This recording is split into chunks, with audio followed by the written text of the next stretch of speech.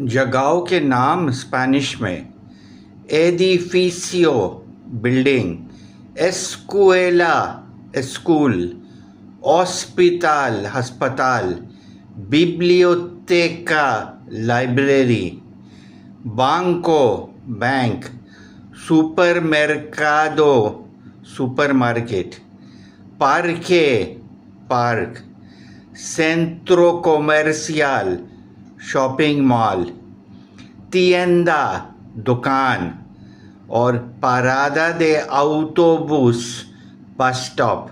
एक दफ़ा फिर, एडिफिसियो, एस्कुएला, हॉस्पिटल, बिब्लियोतेका, बांको, सुपरमेर्कादो, पार्के, सेंट्रो कोमर्शियल, तिएंदा और पारादा दे ऑटोबूस।